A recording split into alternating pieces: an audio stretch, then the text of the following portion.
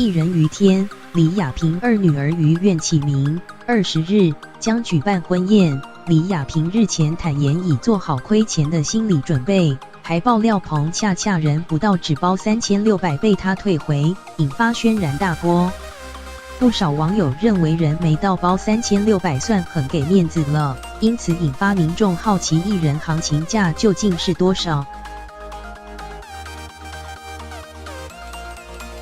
据《自由时报》报道，艺人甄丽曾在节目中透露，通常我们不到是3600起跳，这才是合理，并称自己要是人会到场的话，至少会包1万元。郭彦均也曾在历经节目中自曝都包2600元，还会带一家大小出席。此话一出，立刻被在场艺人围攻，让他吓得爆料有个知名女主持人到他婚礼只包800元。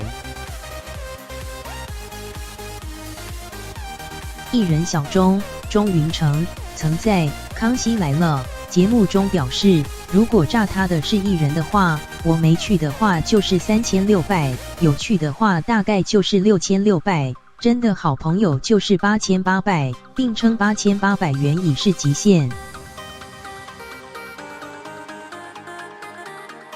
王思佳则说，每次收到喜帖，礼金至少一定是3600元起跳，就算人不到也会包3600元。至于好朋友，就会从6600元和8800元起跳。但他坦言，有阵子很常收到喜帖都会怕，大家又都圈内人，艺人间还会互相讨论，就不能少于那个金额。